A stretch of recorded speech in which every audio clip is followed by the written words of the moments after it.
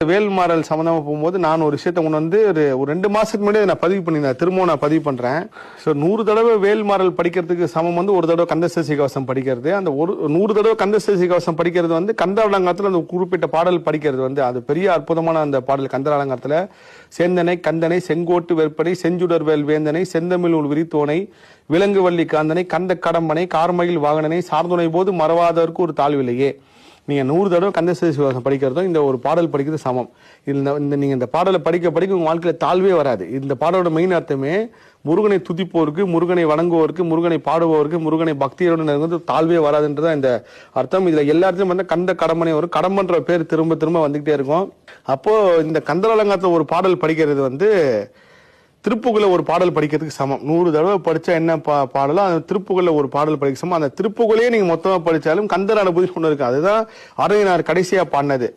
இந்த எல்லா பாடலுமே வந்து அவர் மனித உடலோட பாடியிருப்பாரு. ஆனால் மனித உடல் அவர் அறிஞ்சதுக்கு அப்புறம் கிளியா மாறின பாடல கந்தர் அனுபூதி. அந்த கந்தர் அனுபூதியும் ஒரு அற்புதமான ஒரு பாடல் கொடுத்திருக்காரு. இந்த ஒரு பாடலை மட்டுமே தெரிஞ்சு படிச்சாலும்